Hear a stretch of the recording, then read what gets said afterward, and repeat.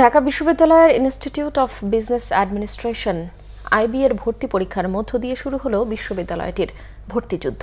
শুক্রবার সকাল 10টায় ভর্তি পরীক্ষা শুরু হয়ে শেষ হয় বেলা 12টায়। বেলা 11:30টার দিকে পরীক্ষা কেন্দ্র পরিদর্শন করেন বিশ্ববিদ্যালয়ের উপাচার্য ডক্টর নিয়াজ আহমদ খান। পরে সাংবাদিকদের সঙ্গে কথা বলেন তিনি। উপাচার্য জানান, 120 সিটের বিপরীতে এবারের আইবিএ ভর্তি পরীক্ষায় অংশ নিয়েছে 9,526 জন পরীক্ষার্থী। প্রতিটি সিটের জন্য লড়ছে 80 জন শিক্ষার্থী। আইবিএ সহ অন্যান্য ইউনিটের ভর্তি পরীক্ষা সুচারুভাবে সম্পন্ন করতে বিশ্ববিদ্যালয়ের প্রস্তুতি রয়েছে বলে জানান ডক্টর নিয়াজ আহমদ খান। তিনি জানিয়েছেন, এইচএসসির ফলাফলের গুণগত মান ভালো হওয়ায় এবারে পরীক্ষার্থীর সংখ্যা কমেছে।